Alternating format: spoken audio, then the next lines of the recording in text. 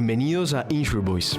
Aquí exploramos más allá de las pólizas para entender cómo el derecho de seguros conecta con la vida real y protege lo que importa. Desde grandes catástrofes hasta pequeñas eventualidades, el mundo de los seguros está en cada rincón de nuestras vidas. Prepárate para sumergirte en casos, anécdotas y temas actuales que redefinen el derecho de seguros. Desde la Universidad Externado de Colombia, esto es Insure Voice.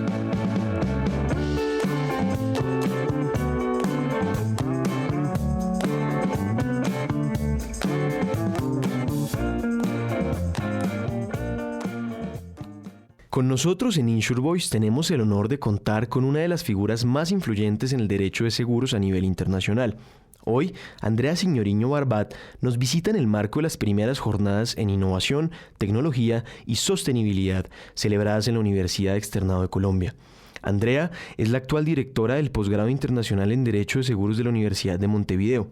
Es doctora en Derecho de Seguros y Ciencias Sociales por la Universidad de la República Oriental de Uruguay y cuenta con un doctorado en Derecho Privado de la Universidad de Salamanca, España. Además, es exsecretaria general y miembro del Consejo Ejecutivo y de Presidencia de AIDA Mundial, donde lidera grupos sobre tecnologías y seguros. Asimismo, participa activamente en temas de arbitraje internacional como miembro de Arias Latam y otros centros. Como académica, ha impartido clases en universidades en América Latina y Europa, compartiendo su experiencia en derecho de seguros y reaseguros en todos sus ramos, además de ser autora de múltiples artículos y libros en derecho de seguros. Es un privilegio tenerla aquí en Insure Voice, Andrea. ¿Cómo está? Bueno, muchísimas gracias, Juan Felipe, por la presentación. Es un gusto estar acá en esta primera edición, que seguramente sea algo muy positivo para todos los estudiantes y todos los interesados en el derecho de seguros. Muchas gracias. Bueno, tenemos unas preguntas para ti el día de hoy, relacionadas principalmente con los seguros cibernéticos. De ahí que la primera sea, ¿qué despertó tu interés sobre los seguros cibernéticos? Bueno, la respuesta la da, yo creo que el avance tecnológico que han tenido la vida, se me permite decir, ¿no? Hoy estamos todos imbuidos en el mundo tecnológico y eso hace que también estemos frente a ciertos riesgos nuevos, como son los ciberriesgos. Los riesgos que el mundo cibernético nos presenta como desafíos que tenemos que enfrentar. Y la respuesta que siempre da el seguro a todas nuestras necesidades, ¿verdad? Porque el seguro está detrás de todas las necesidades humanas, y no solamente de la economía, sino también de nuestras sociedades. Y una de las respuestas que está intentando dar, porque estamos en un proceso, digamos, de evolución, de desarrollo de los seguros cibernéticos, es este tipo de coberturas. Así que bueno, yo entiendo que el interés sobre este tipo de seguros es la novedad de los nuevos riesgos, de estos ciberriesgos que son necesarios de afrontar. ¿Y cuáles son las coberturas más comunes que incluyen los seguros cibernéticos? Bueno, tenemos dos grandes grupos de coberturas de los seguros cibernéticos. Las coberturas de responsabilidad civil y las coberturas de pérdidas propias. La parte de responsabilidad civil tenemos que tener en cuenta que los riesgos cibernéticos pueden estar afectando a una empresa que necesita cobertura porque los terceros se conectan a los sistemas de esa empresa y pueden verse afectados justamente por un ataque cibernético, de un fraude informático a esa empresa. Entonces, muchas veces además esos terceros son clientes de la propia empresa asegurada y se van a ver afectados justamente por una vulnerabilidad en los sistemas de esa empresa. Entonces, verdaderamente la responsabilidad civil en la cual puede incurrir ese asegurado puede ser muy grande. Imagínense ustedes un banco que se vea hackeado, ¿verdad? Con un fraude informático, con una interrupción del servicio, como se llama, un ataque de DDoS, ¿verdad? Como se le dice, o un ransomware, o una fuga de datos, ¿ah? Que afecta claramente a esos clientes que están interactuando con el sistema del banco. Y esto implica, obviamente, reclamos futuros, o va a implicar reclamos de esas personas afectadas.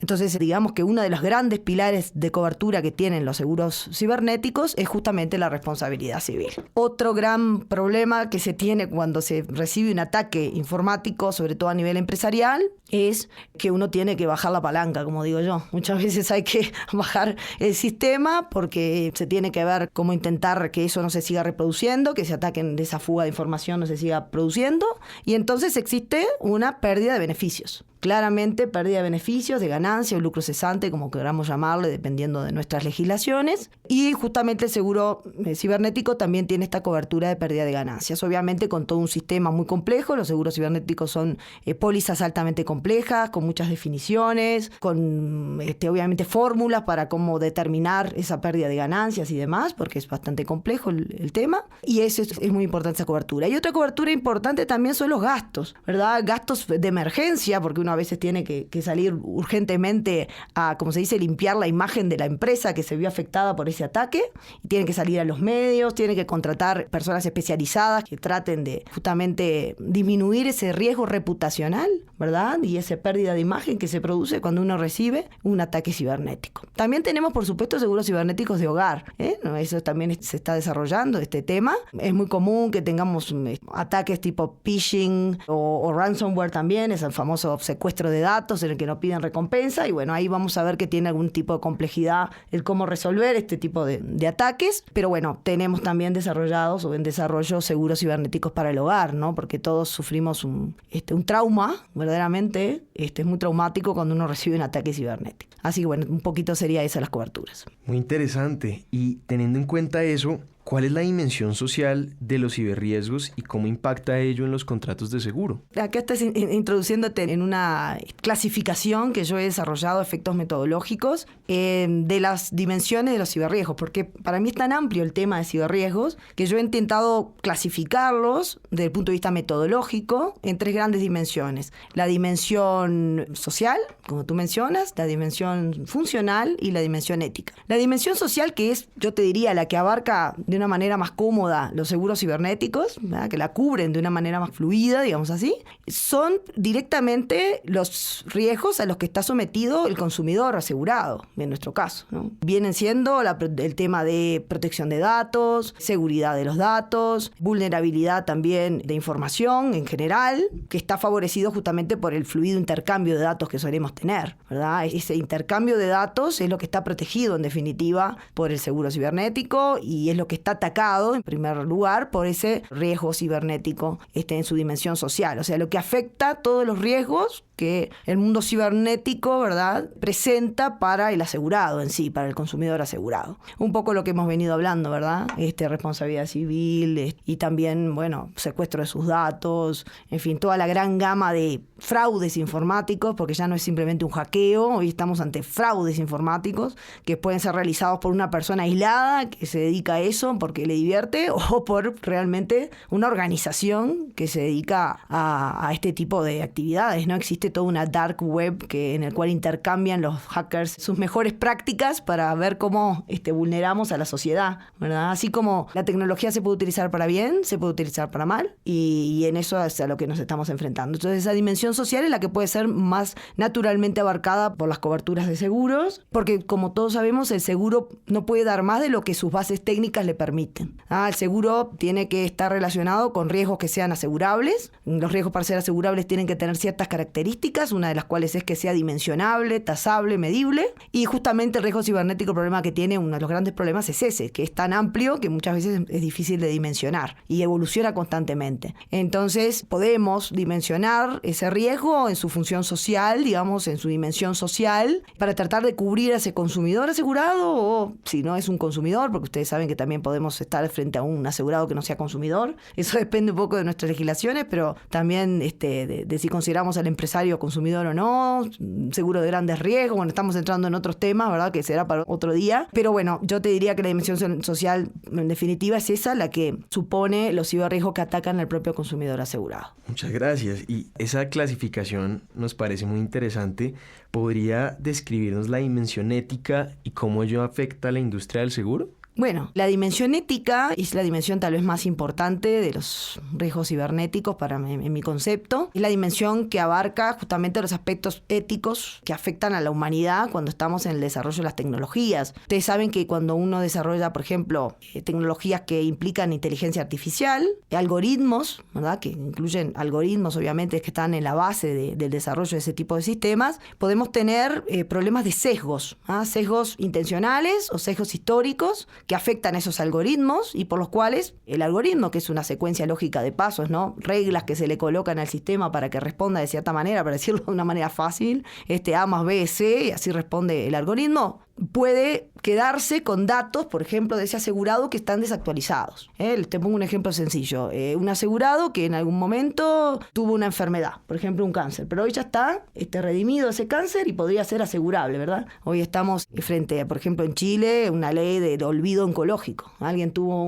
una enfermedad oncológica, pero luego de ciertos años se debe considerar sano desde el punto de vista de, por ejemplo, la cobertura de un seguro. Entonces, en eso estamos también en la evolución del derecho de seguros, ¿verdad? Y la cobertura, buscando las mayores coberturas que en beneficio de la humanidad. Por lo tanto, puede haberse quedado ese algoritmo con un dato que está desactualizado y negarle el seguro a esa persona cuando debería admitírselo. Eso implica, además, los peligros de los algoritmos de machine learning, los que aprenden solos, ¿verdad? Y otros, como ChatGPT es uno de los últimos, ¿verdad? Digamos, de este tipo de evoluciones de los algoritmos de machine learning, que determina que vaya aprendiendo y bueno, y cómo es que aprende y responde en base a datos, obviamente, que se le introducen o que saca, ¿verdad? Conclusiones que saca de datos estructurados y no estructurados que roba de la gran data, ¿no? De la big data que anda por todos lados, porque todos estamos todo el tiempo dándole información a distintas redes en las que estamos. Y bueno, y esos sistemas aprenden solos, digamos, y sacan conclusiones y decisiones, toman decisiones, en el caso nuestro, por ejemplo, de dar un seguro o no dar un seguro.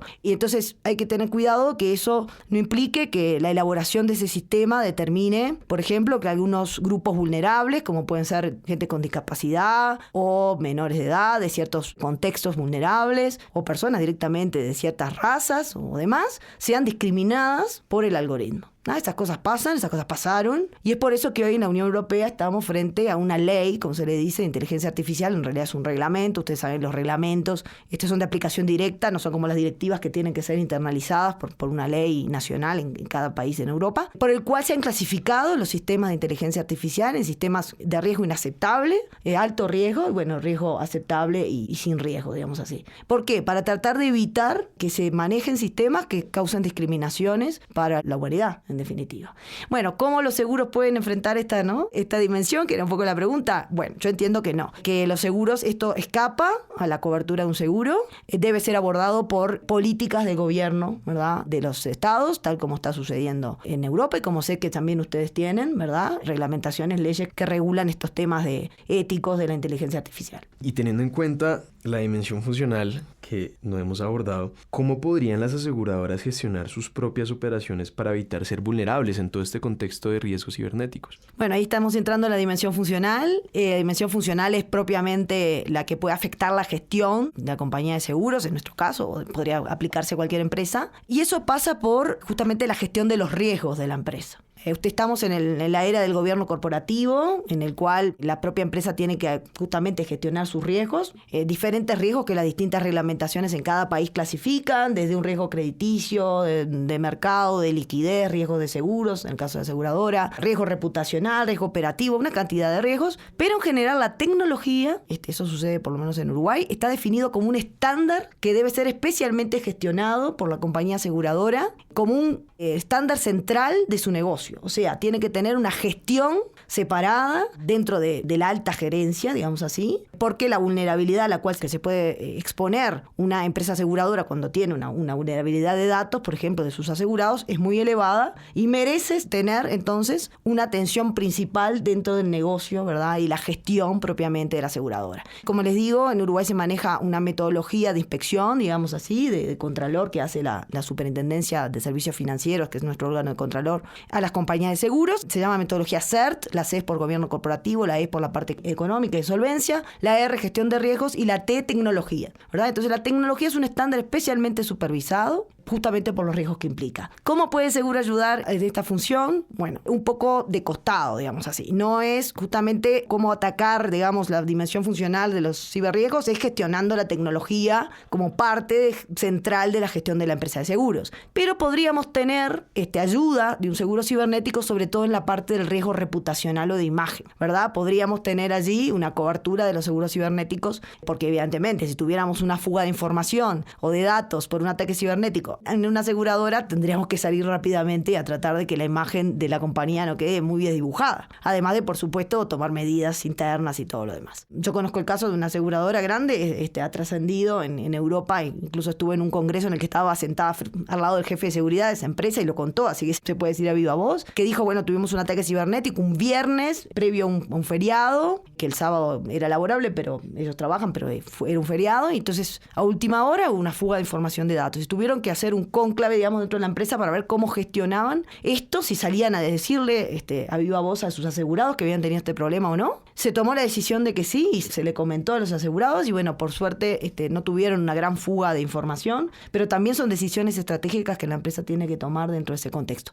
Y no nos olvidemos del tema sostenibilidad, que lo vamos a tratar un poco en la jornada, también en una de mis exposiciones, porque bueno, también tenemos proveedores de tecnología muchas veces, que pueden ser atacados también por riesgos cibernéticos, y dentro del criterio de sostenibilidad está que nuestros proveedores también sean verdes, como se dice, ¿no? O sea, que también reúnan los requisitos de la sostenibilidad, y entonces también tendríamos que velar por la seguridad informática, digamos así, de nuestros proveedores dentro de esa gestión de la empresa. Y teniendo en cuenta ello, ¿cómo podría la inteligencia artificial ayudar a las aseguradoras a mejorar su gestión de riesgos? Bueno, ahí estamos en un tema enorme, ¿verdad? Que es la aplicación de la inteligencia artificial. Bueno, la inteligencia artificial está revolucionando el mundo de los negocios, está revolucionando el mundo de las compañías de seguros y hoy está permeando toda, diría yo, y la tecnología en general, todo el ecosistema asegurador. Desde la emisión de pólizas, desde la cotización, la venta, la emisión, la liquidación de siniestros, y yo creo que ahí tenemos un tema de riesgos muy importante para evitar fraudes. Muchas veces se utiliza la inteligencia artificial para cruzar datos, para determinar, bueno, si la persona que me está reclamando es el asegurado o no lo es, porque a veces lo hacen a través de una plataforma. En fin, yo entiendo que la inteligencia artificial bien aplicada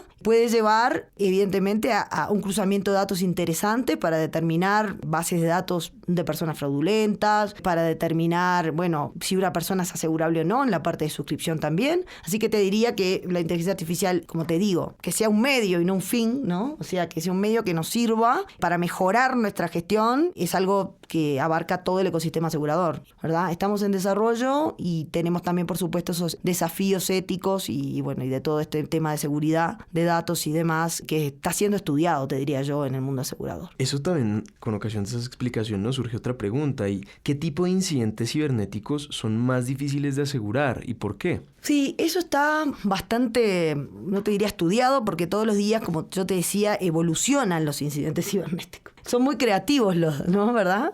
Quienes están en esta tarea de hackear o del fraude informático, para decirlo en forma amplia. Lo que más afecta hoy en día es definitivamente el ransomware, que es este secuestro de datos por el cual entramos un día y tenemos secuestrada nuestra máquina, digamos así. Eso imagínense en una empresa que tiene secuestrado todo su sistema y nos piden una recompensa. Y ahí tenemos como dos vías, o pagar o no pagar. Y eso es difícil de dimensionar. ¿Cómo hago yo para, como asegurador, decirte te voy a cubrir tu ransomware? Porque claro, existe dentro de estas coberturas de riesgos cibernéticos, de seguros cibernéticos, lo que se llama un gasto de recompensa. Se llama así, gasto de recompensa, que no necesariamente es el pago del secuestro de lo que te piden, ¿verdad? Como recompensa por el secuestro de datos, sino que es el pago a personas que nos den datos que nos puedan llevar a determinar de dónde proviene el secuestro de datos. Eso es común de ver en las pólizas, ¿no? Lo que no es común de ver es el pago del secuestro. ¿Por qué? Porque existen dos bibliotecas, que yo tengo que pagar el secuestro y que no. ¿Por qué? Porque a veces yo pago el secuestro, ¿verdad? Lo que me piden,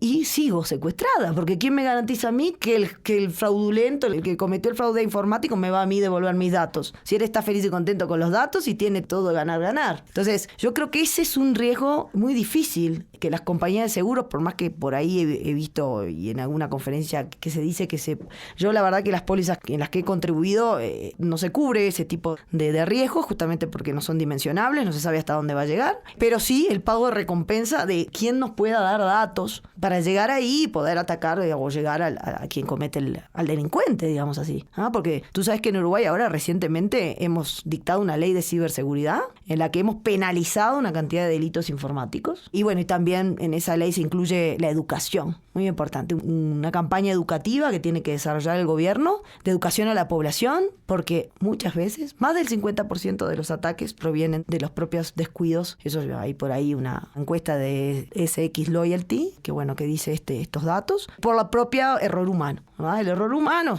tocar un link que no es, ingresar un link que no es, pensar que es el banco el que me pide los datos y no lo es. Eso es el pan de cada día. Así que bueno, estamos en el mundo en el que estamos. Y teniendo en cuenta todo este contexto que hemos conversado, las dificultades, los retos, las oportunidades, ¿qué futuro le espera a los seguros cibernéticos en este contexto de un mundo cada vez más digitalizado? Bueno, muchos retos, ¿verdad? Muchos retos. Han evolucionado mucho las coberturas en cuanto a calidad de la cobertura y en cuanto a precio, ¿verdad? Prima, premio, como le dicen en Uruguay. Porque, claro, eran caros y la cobertura era básica. Hoy se han desarrollado las coberturas y los premios están acordes, pero, como yo digo, el asegurador se acerca con pies de plomo a este tipo de riesgo porque es un riesgo nuevo. Como nos pasa, mutatis mutandis, con los riesgos ambientales. Los riesgos ambientales del asegurador, todo bien, pero cuando son accidentales los cubre, cuando ya estamos en un daño que ya es ambiental propiamente, bueno, busca determinar o delimitar el riesgo a través de coberturas o a través de seguros de caución, que no son tan útiles como los seguros de responsabilidad civil,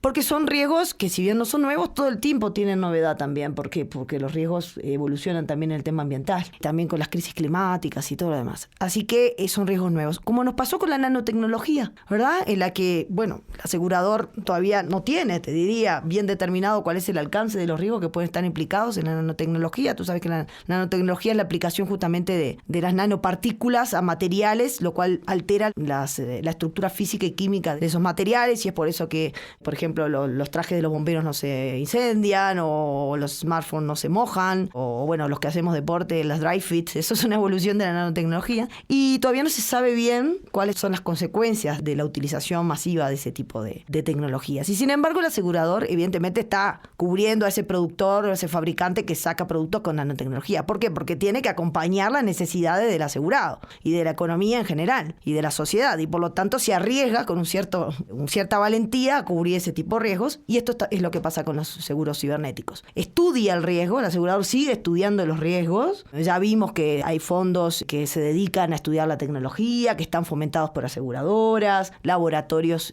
también de estudios de riesgos y demás, y todo esto tiene que ver con eso, con tratar de determinar, ¿verdad?, cuál es el alcance o cómo puede seguir evolucionando esta tecnología y cómo pueden seguir evolucionando los ciberriesgos. O sea que estamos en etapas de estudios, te diría yo, ¿verdad?, en este tema, y evolución. Excelente. Y para finalizar, teniendo en cuenta, por supuesto, su importancia en el mundo de seguros y toda su experiencia, ¿qué consejo le daría a los estudiantes interesados en especializarse en seguros y ciberriesgos? Bueno, que es un gran mundo, ¿no? Yo cuando empecé en seguros no me fui más. Estoy hablando 30 años, te diría. Un poco, sí, creo que justo estoy en más o menos 30 años, un poco más. Es increíble, a pesar de que yo estuve en cargos ejecutivos en diversas compañías de seguros, pero también en empresas financieras, siempre tuve el seguro conmigo porque es una pasión, es un mundo increíble en el cual descubrimos una materia multidisciplinaria que nos obliga a saber un poco de actuaría, un poco de economía, un poco de cada una de las actividades en las que está aplicada el seguro, porque si uno habla de todo riesgo de construcción, tiene que saber un poco de construcción.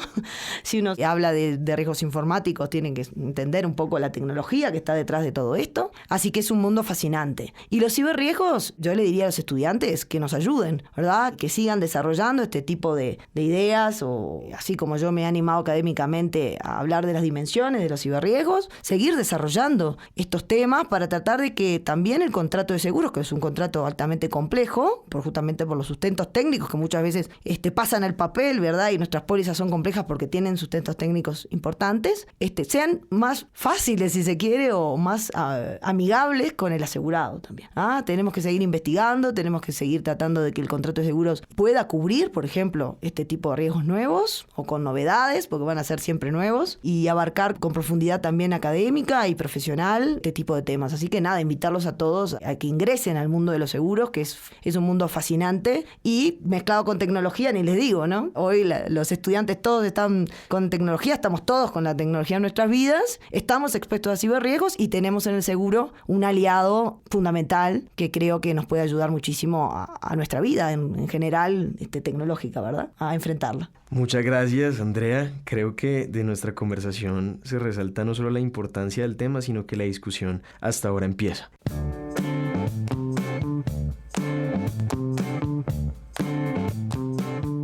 Y así llegamos al final de este episodio de InsurVoice, el podcast sobre derecho de seguros de la Universidad Externado de Colombia. Esperamos que esta conversación haya brindado nuevas perspectivas sobre el mundo de los seguros. Recuerden que pueden seguirnos en nuestras redes sociales: Instagram, @derecho de seguros, _UC, y Facebook, Departamento de Riesgos y Seguros.